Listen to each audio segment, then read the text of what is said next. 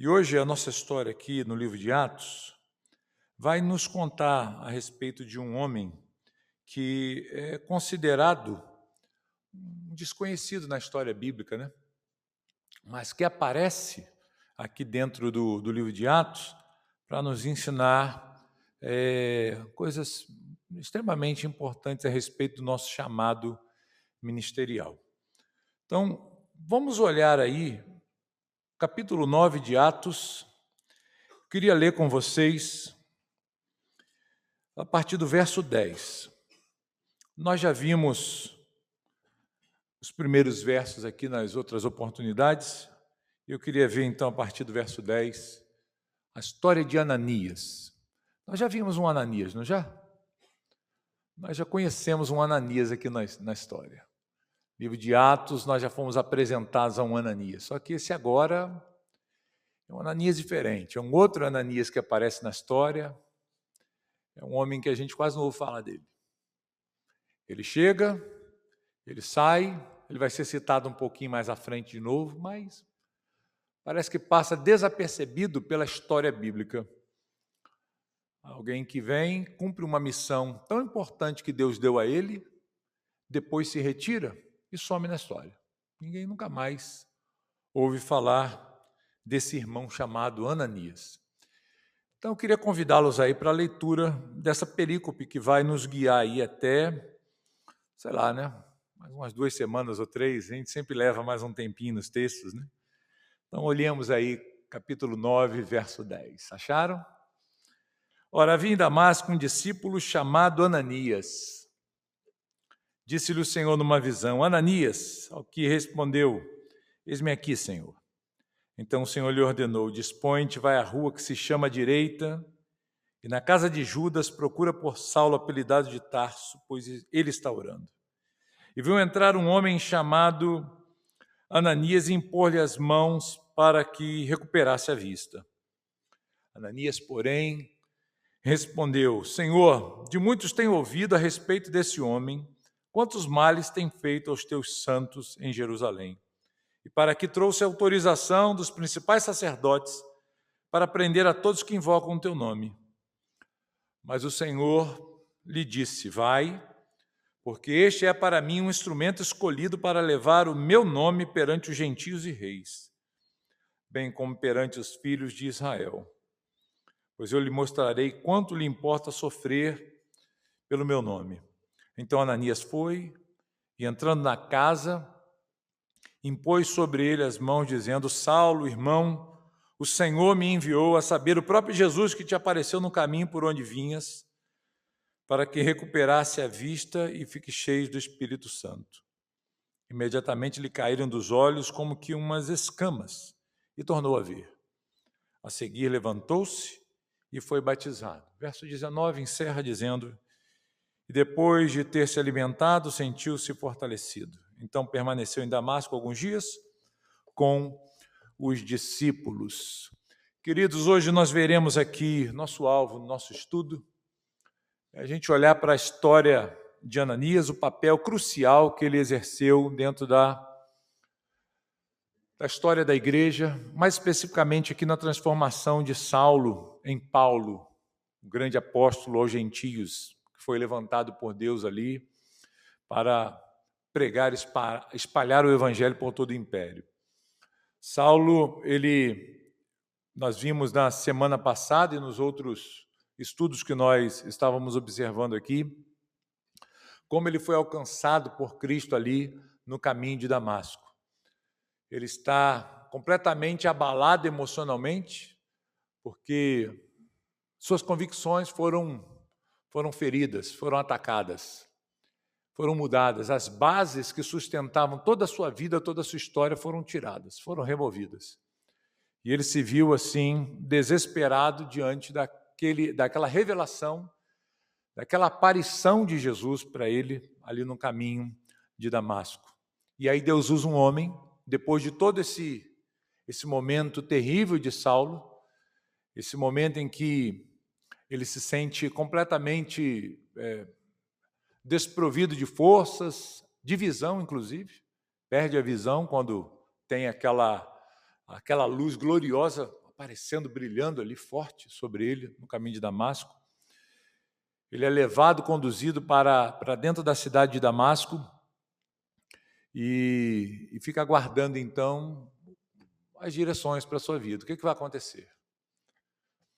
Quando nós olhamos aí para a história, se os irmãos voltarem aí para o texto bíblico, vocês vão ver que na semana passada nós encerramos aí o versículo 9, citando o que aconteceu com Saulo nos dias seguintes a esse grande encontro com o Senhor. Esteve 3 dias sem ver, durante os quais nada comeu nem bebeu. Então ele fez lá um jejum, né? Alguns dizem que Paulo estava jejuando 3 dias ali em consagração da sua vida.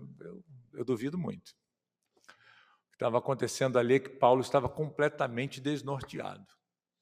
Ele estava sem chão, literalmente. Você já ficou assim? Recebeu uma notícia tão ruim, tão difícil, tão dura, que você perdeu as forças, perdeu a fome, o ânimo, não teve vontade para nada? Foi exatamente isso aqui que aconteceu com Saulo no caminho de Damasco. Esse encontro com Jesus, com Cristo glorificado, produziu nele um impacto muito grande.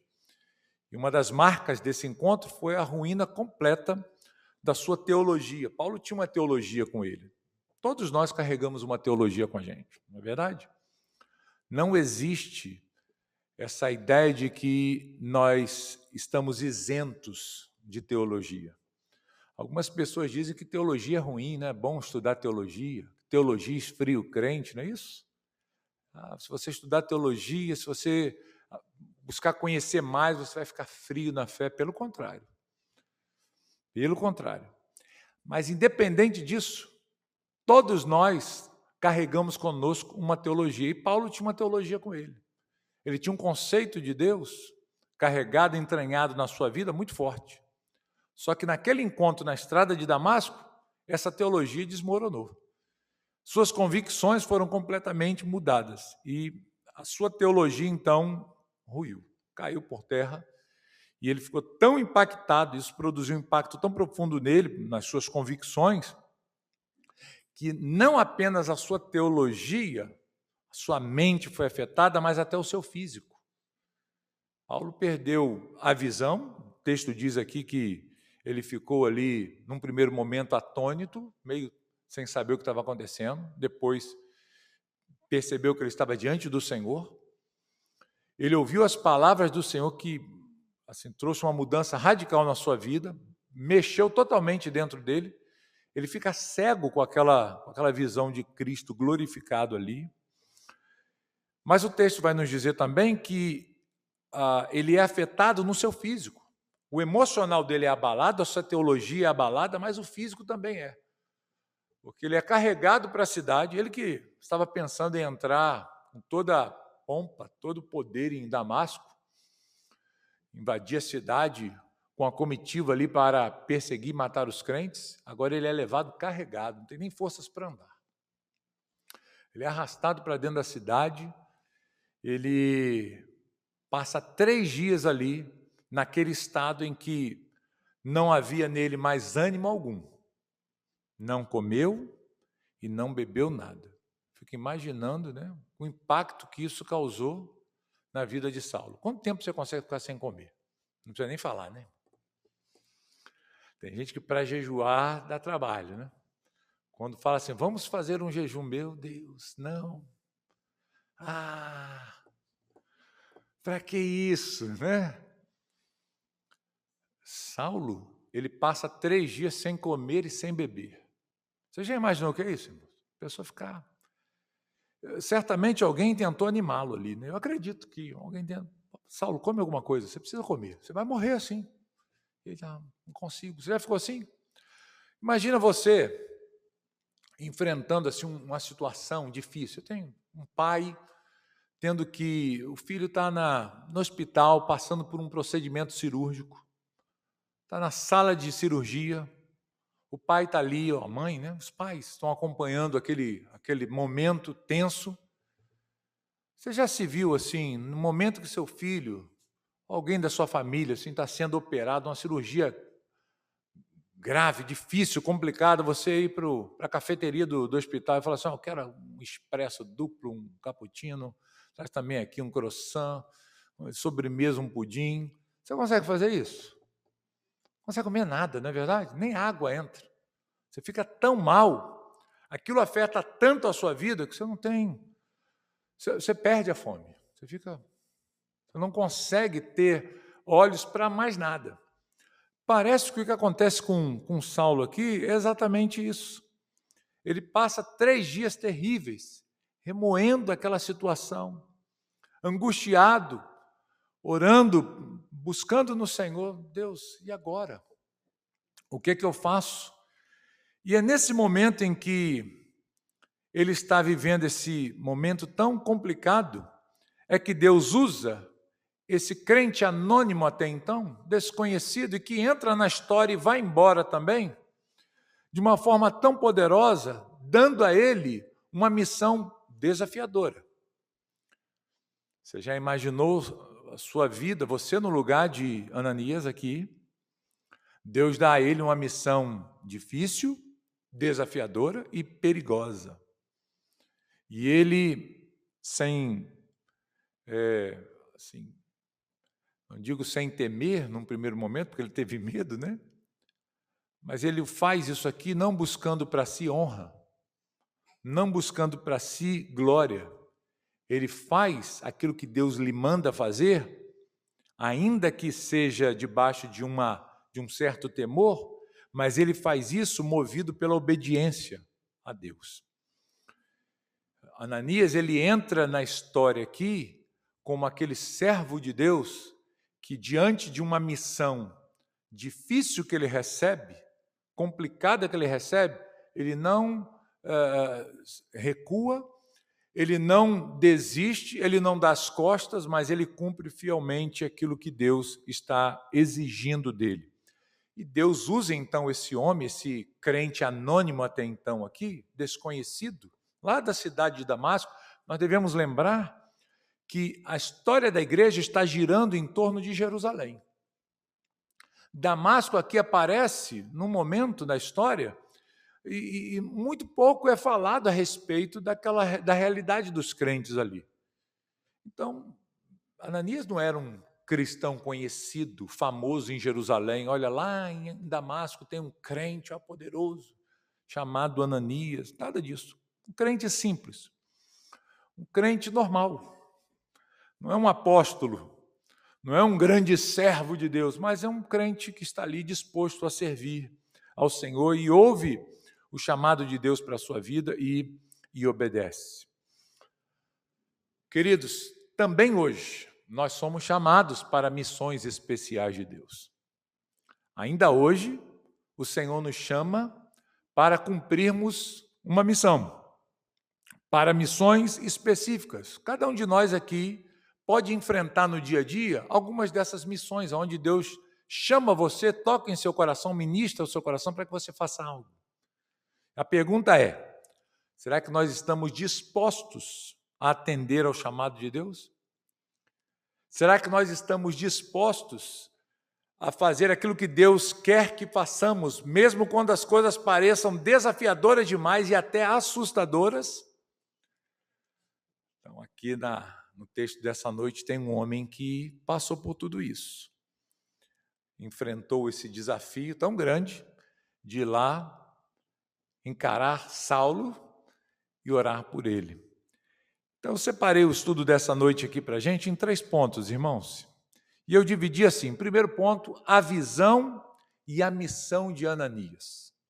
Nós vamos ver isso nos versos 10 até o verso 12. Então, você que gosta de anotar o estudo bíblico, o primeiro ponto aí é a visão e a missão de Ananias. Nós já vamos falar sobre isso. Depois nós vamos falar aqui, o segundo ponto é a obediência relutante e a coragem de Ananias. No primeiro momento, Ananias ficou meio assim, e agora, né? Mas depois teve coragem. E depois, a obediência de fé e a transformação de Saulo. Nós vamos ver isso aqui ao longo do nosso estudo. E depois a gente vai tirar aqui algumas lições para a gente e aplicar esse estudo para as nossas vidas. Eu espero conseguir fazer isso hoje ainda, né? Tomara. É uma grande missão, né? É um grande desafio. Então vamos ver aí Atos, versículos 10 e 12, 10 a 12. A gente vai ver que Ananias tem uma visão e recebe ali uma missão. Veja só, irmãos, verso 10 diz: Ora, havia em Damasco um discípulo chamado Ananias. Disse-lhe o Senhor numa visão. É interessante aqui porque visões parece que estão bem em evidência aqui nesses trechos que nós estamos lendo aqui. A gente tem o que acontece ali na estrada de Damasco, que de fato não foi uma visão, foi uma aparição de Jesus. Jesus apareceu de fato para Saulo. Mas agora, esse discípulo, ele recebe uma visão da parte de Deus. Nessa visão, o Senhor chama ele pelo nome e imediatamente ele se coloca à disposição do Senhor, dizendo: Eis-me aqui, Senhor.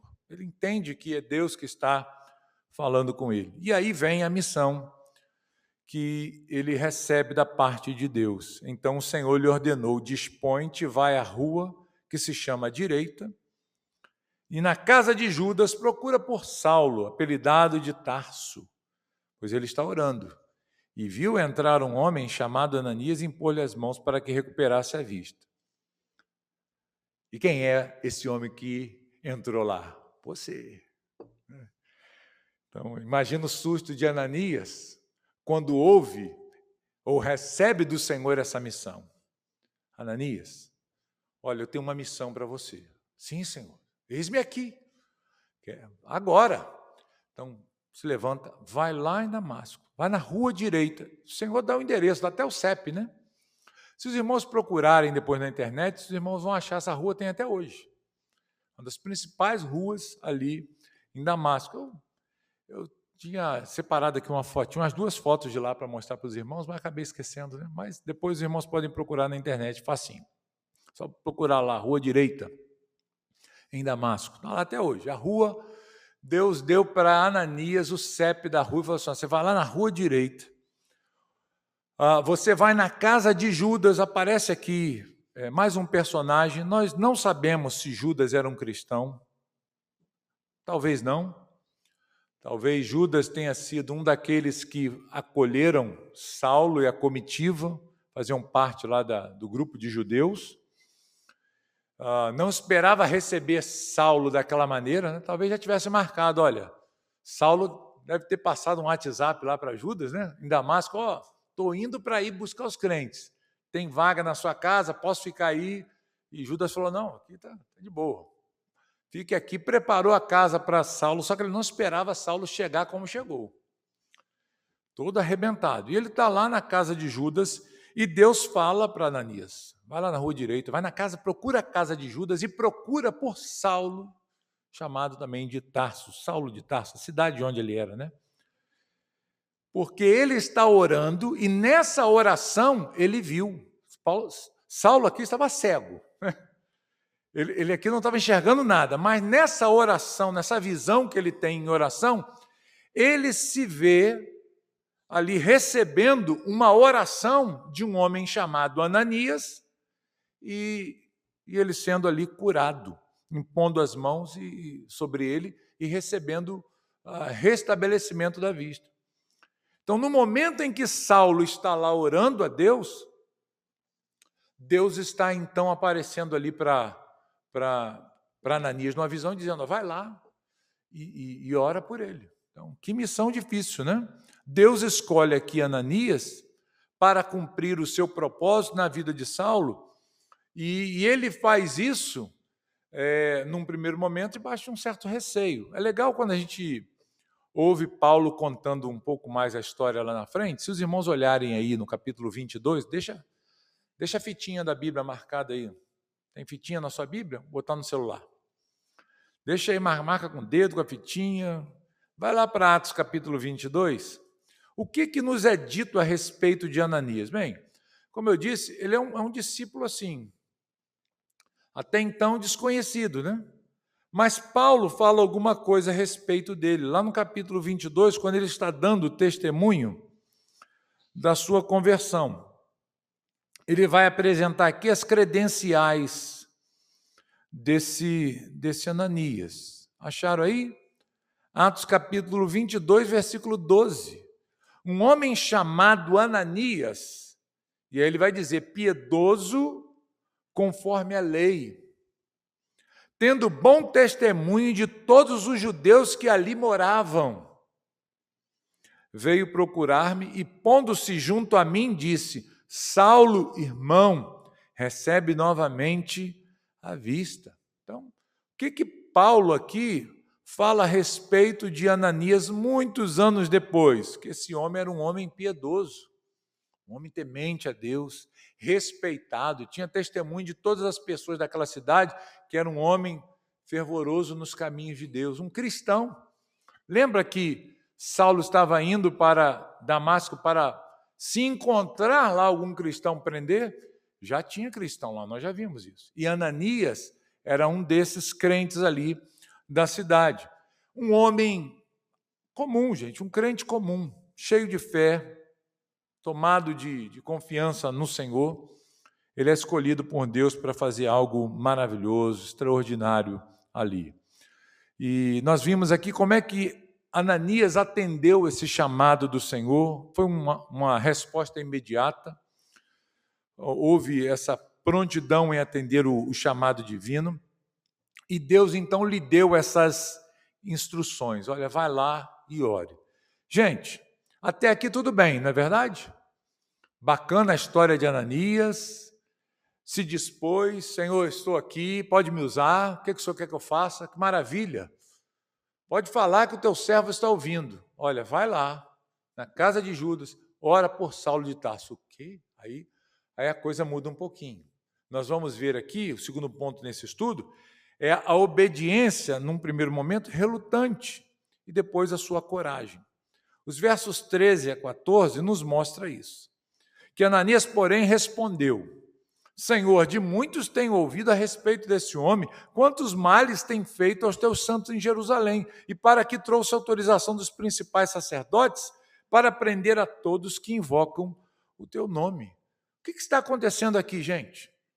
Ananias está demonstrando aqui um pouco de medo, ele está expressando para o Senhor o seu medo, a sua preocupação. Ele sabe quem é Saulo, ele não é ignorante quanto à figura que está ali diante dele. O desafio que está diante dele é um desafio muito grande. Ele sabe muito bem quem é Saulo. E ele então começa a argumentar com o Senhor a respeito dessa missão que ele recebeu. Ele então se volta para Deus e diz, Senhor, olha, tudo bem, eis-me aqui, mas olha só, eu tenho escutado que esse homem é coisa ruim. Ele tem destruído a igreja. Inclusive, o senhor sabe, né? Ele veio para cá para prender os crentes, para me prender, para prender os nossos irmãos, os teus servos aqui. Então, Senhor, olha, não quero desobedecer a tua ordem, mas é um negócio meio arriscado. O senhor sabe disso, percebe essa realidade? Ele então argumenta com Deus por causa da sua preocupação, e é notório isso aqui. Qualquer um de nós também ficaria preocupado, não é verdade? Será que você não ficaria diante de um desafio desse? Poxa vida, por que Deus não chamou Pedro? Pedro é apóstolo, né? Um apóstolo nessa missão, acho que é melhor. Chamou um crente comum aqui de Damasco, Ananias. Senhor, olha, muita coisa, eu sou um simples servo. E aí Deus, então, ele vai acolher, né, essas dúvidas, essas preocupações de Ananias. O interessante é que Ananias aqui, ele não esconde suas dúvidas para Deus, né? Mas ele vai levá-las até Deus, ele vai apresentar para o Senhor as suas preocupações e mostra aqui com isso a sua autenticidade, a sua sinceridade diante do Senhor. Todos nós passamos por isso também, né? Às vezes nós somos desafiados a fazer coisas e ficamos preocupados, nos sentimos incapazes, às vezes o desafio é muito grande, né? E a gente, lá no coração, fica com medo, com dúvida. E a gente vê aqui que Ananias, ele não esconde de Deus, não dá para esconder, mas ele é sincero. E não há nada de errado em você agir assim. É bom você fazer isso. Diante das dúvidas, das dificuldades que você enfrenta, dos medos que aparecem, não tem nada de errado de você chegar para Deus e falar: Senhor, estou com medo. Olha, ok, eu quero servir, mas essa é uma tarefa muito difícil para mim. Irmãos, em nenhum momento nós vamos encontrar Deus repreendendo Ananias por causa dessa sua preocupação. Porque Deus sabe que, de fato, aquele desafio para ele, aquela missão, era muito grande, era muito difícil. Só que Deus vai reafirmar a missão, Deus não vai aliviar para ele, né? Não é que Deus fala assim: tá bom então, né? Eu não sabia que você estava assim, então vai ser tão difícil para você, então eu me enganei.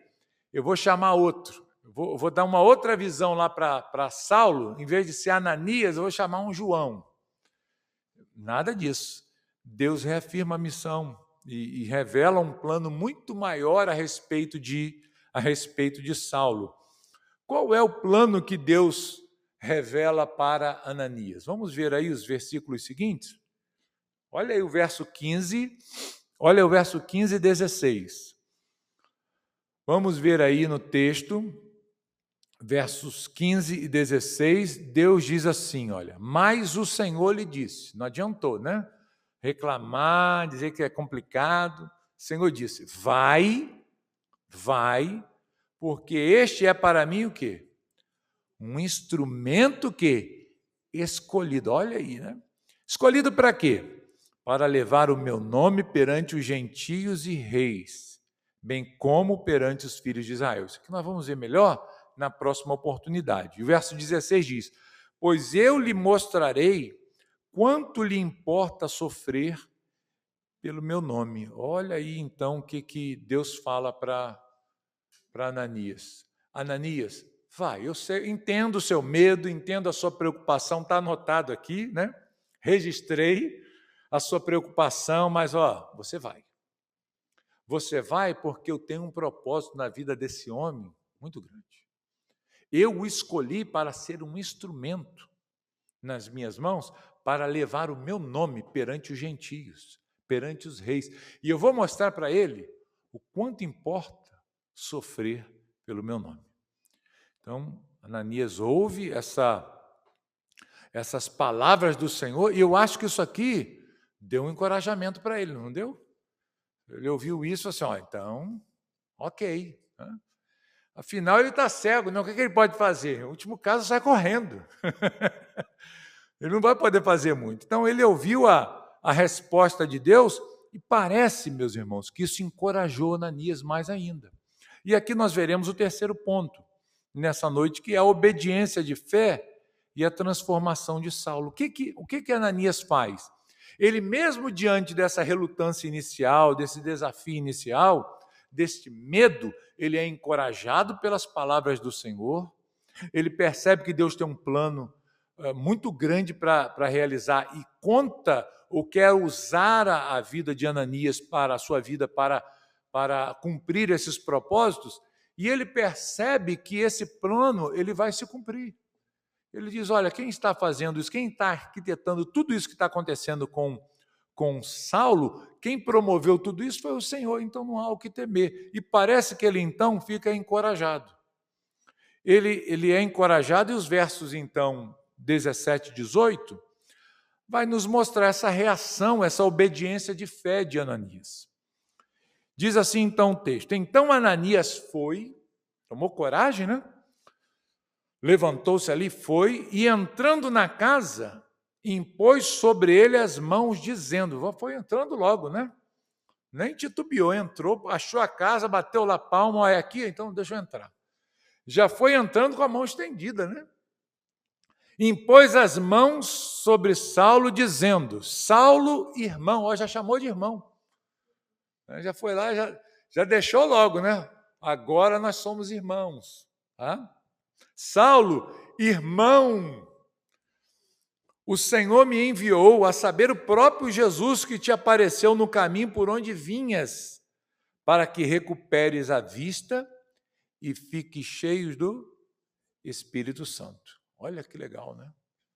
Ananias entra na casa de Judas, está lá Saulo cego, caído, né? Ele coloca as mãos sobre Saulo e então ministra a cura sobre os seus olhos, né? Ele recupera a vista e fica cheio do Espírito Santo. Recebe ali essa unção do Senhor especial, porque ele, de fato, está sendo chamado, comissionado para um propósito muito grande. Ele é o apóstolo aos gentios. E aí diz o verso 8, então, que imediatamente, na mesma hora, lhe caíram dos olhos como que umas escamas, e tornou a ver. A seguir, levantou-se e foi o quê? Batizado. Então, Ananias vai ali, impõe as mãos, transmite a mensagem divina, chamando Saulo, inclusive, de irmão. Nesse ato de obediência e de fé aqui, ele reconhece a obra transformadora de Deus na vida de Saulo, que estava ali, né? Todo incapaz na casa de Judas. Ele recebe cura, a cura é imediata, na mesma hora caem dos seus olhos algo tipo uma escama, estava o cegando. Ele recupera a vista e recebe ali a plenitude do Espírito Santo. O Senhor enche ele, certamente, né? Uma manifestação como acontecia, nós já vimos aqui nos outros episódios também, e veremos nas demais conversões, né? Que vão acontecer no livro de Atos. Então, ele é curado completamente e há uma menção aqui também do batismo, né? Nesse momento, ele é batizado. Quem batizou o irmão Saulo? Quem foi? Quem que vocês acham? Chamaram Pedro, ligaram lá para Jerusalém e falaram: Pedro, estamos com um problema aqui. Precisa vir aqui batizar o Saulo. Só daqui a 2 dias eu chego aí. Foi isso, irmão? Não. Quem foi que batizou? Provavelmente foi o próprio Ananias. Vamos lá, agora, o próximo passo agora é você ser batizado mesmo. O batismo é o quê, queridos? É a inserção do crente no corpo de Cristo, né? Essa comunicação pública, de fé pública, declarando que você agora faz parte de uma nova realidade. Você está se unindo àquela família. Então, olha só, Paulo está indo para lá para destruir a igreja e ele sai de lá como? Ele sai de lá unido à igreja. Olha que coisa, né? Deus, assim, toca nele de uma maneira tão poderosa ali na estrada de Damasco que o vence, acaba com todas as suas hostilidades ao cristianismo e a Jesus, e ele passa a ser aqui agora um discípulo de Jesus. Ele passa a ser contado como um irmão em Cristo. Ele passa agora a se associar à igreja a quem ele estava perseguindo. E tudo isso acontece de maneira soberana, sem nem ao menos Paulo ou Saulo estar buscando essas coisas. Ele agora é um cristão. De fato, ele está completo. Ele teve a experiência em Damasco, ele teve o seu coração ali alcançado graciosamente pelo Senhor, ele foi afetado duramente por aquela visão ali, por aquela revelação de Jesus. Seu mundo caiu por terra, mas ainda precisava algumas coisas serem concluídas na vida de Saulo. Então, ele vai lá e recebe a oração de um crente, ministra sobre a vida dele, ele recebe o Espírito Santo, é curado, aquela cegueira vai embora, graças a Deus, né? Vai embora, e imediatamente ele é o quê? Ele é batizado. Veja como que essas coisas fazem parte da vida do cristão, estão associadas à nossa conversão de verdade. Ok? Algum comentário aí os irmãos querem fazer do texto? Vamos ver aqui algumas lições, então, para a nossa vida cristã? A gente olhando aqui para o texto, eu separei aqui, irmãos, algumas coisas que a gente precisa considerar. Primeiro, é a nossa obediência incondicional a Deus. Olha que legal isso aqui.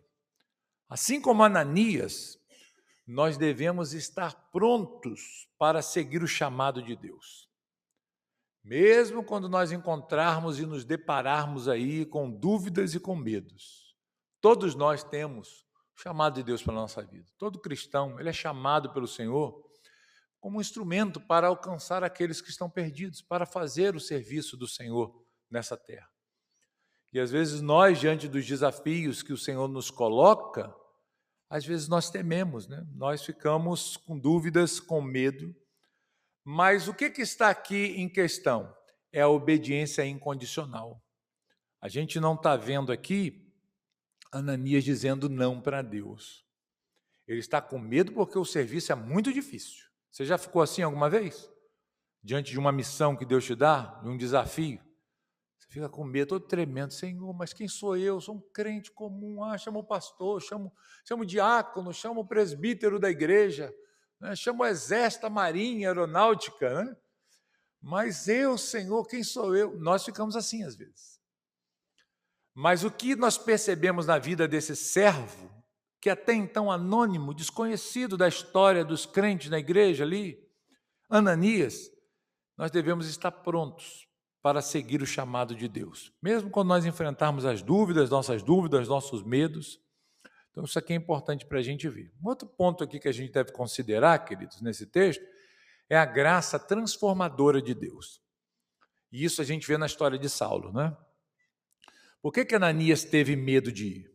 Por que ele ficou reticente no primeiro momento? Porque ele sabia quem era Saulo. Ele sabia que ele estava indo para Damasco, ele foi para Damasco, não foi para ter um encontro com Jesus. Ele foi para Damasco para aniquilar a igreja. Ele não foi a convite de um culto, vem aqui no culto da igreja de Damasco aceitar Jesus, entregar sua vida para Jesus, uma mensagem poderosa, levanta a mão agora, vem à frente, nada disso. Nós estamos vendo aqui Saulo indo com ódio contra o Senhor, e ele vai lutar contra aquele que o vence na história aqui, jogando ele por terra e transformando a sua vida de forma milagrosa e graciosa. Então, o exemplo da história aqui de Saulo mostra como Deus tem o poder para transformar até aqueles que são improváveis de serem convertidos. E ele faz isso tornando essas pessoas instrumentos da sua vontade. Como nós veremos na próxima oportunidade aqui, aquilo que vai acontecer a Saulo. Nós já estamos olhando aqui uma prévia do que Deus disse para Ananias. Olha, esse homem, eu tenho um plano com ele. É isso aqui, fica só entre nós dois, tá, Ananias? Vai lá, mas eu vou usar ele. Fica tranquilo, vai lá. Olha, o que eu vou fazer através desse homem? Pode ir. E Ananias vai. Por quê? Porque a gente vê a graça de Deus, queridos, operando nos lugares menos prováveis, nos corações mais duros e mais terríveis. Saulo não estava buscando a Deus aqui. Saulo estava lutando contra Deus. E ele foi convertido soberanamente. Mas como isso? E no livre-arbítrio, pastor? Né? Eu não acredito nisso, né? E o livre-arbítrio? Se eu não quiser, eu não vou. Saulo não queria. Jonas não queria. João Batista, desde o ventre materno cheio do Espírito Santo. E aí? Foi conduzido graciosamente, soberanamente pelo Senhor. Esse homem está aqui com o coração totalmente duro e fechado, mas quando o Senhor fala ao seu coração, toda essa incredulidade cai por terra. Então, a gente vê aqui a graça transformadora de Deus. E o outro ponto, queridos, que é muito importante para a gente aqui também, tá? Que é o papel da comunidade cristã, o papel da igreja, dos crentes. A atitude aqui de Ananias, ao acolher Saulo como irmão, ensina a importância que nós temos de aceitar e apoiar aqueles que são inseridos no corpo de Cristo, de acolher essas pessoas. Nós encontramos aqui duas realidades: Deus usando a igreja, Deus usando um crente comum, se é que a gente pode usar essa expressão. Vocês entendem o que eu quero dizer com isso, né? Ele está usando um crente simples. Ele não está usando um apóstolo, ele está usando um crente lá de Damasco. Ele pode usar qualquer um de nós aqui. Ah, pastor, mas eu não tenho muito tempo de convertido. E qual o problema disso? Ah, mas eu não sei muita coisa. Qual o problema disso? Será que Deus está limitado à sua capacidade? Ah, mas eu tenho medo. O Ananias também teve diante do desafio. Mas veja, Deus usa a comunidade de crentes naquela cidade para cumprir os seus propósitos salvíficos na vida daquele que seria um dos maiores apóstolos que a igreja teve. Deus usou Paulo tremendamente, gente. E quem foi usado por Deus para abençoar e inserir Paulo dentro da comunidade? Ananias. Quem era Ananias? Ah, não sei, apareceu aqui agora. Chegou aqui de repente, versículo 10 apareceu o nome dele. Oh, a gente já viu o Ananias, mas não era muito bom. Né? O Ananias que a gente viu lá atrás era um vacilão, como o pessoal fala. Mas esse aqui, um crente comum da igreja, que Deus usa para alcançar o coração de um perseguidor terrível da igreja que se tornaria o maior dos apóstolos de Jesus. Olha que maravilha, gente. Nós olhamos para este homem aqui, Deus usando um membro da igreja ali de Corinto, um crente simples, para trazer esse acolhimento a Saulo. Ananias estava preocupado? Certamente. Mas ao usar essa expressão Saulo, irmão, o que ele está fazendo aqui? Ele está estendendo a destra da comunhão.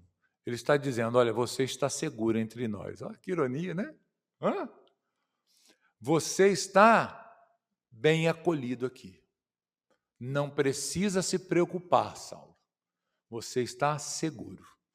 Você está bem protegido. Você veio aqui para nos atacar, mas o Senhor nos mostrou o que Ele fez na sua vida. E diante do que o Senhor fez em sua vida, quem somos nós para dizer aqui você não tem parte? Quem somos nós para dizer você não faz parte da nossa congregação? Não tem como. Então, ao estender a mão para Ananias assim, o que ele está mostrando? Essa importância que a congregação, a comunidade local tem, a igreja tem, nessa aceitação e apoio daqueles que se achegam ao corpo de Cristo, ao corpo de Jesus. Vocês entenderam isso? Ok? Ficou claro isso aqui, irmãos? Mas então, isso aqui, queridos, a gente vê, né, como a importância, né, da igreja junto, né? Então, isso é legal, isso aqui. Primeiro, é a obediência incondicional de Ananias, a graça transformadora do Senhor soberana e o papel da comunidade na inserção do novo crente, do convertido ao Senhor. Então, tá bom? Que Deus possa, irmãos, nos ajudar, porque todos nós temos também chamados de Deus, não temos? Talvez não tão desafiadores quanto esses aqui, mas nós temos nossos desafios. Deus também nos chama para fazer coisas para Ele. E a pergunta é, você está obedecendo o que Deus está mandando você fazer?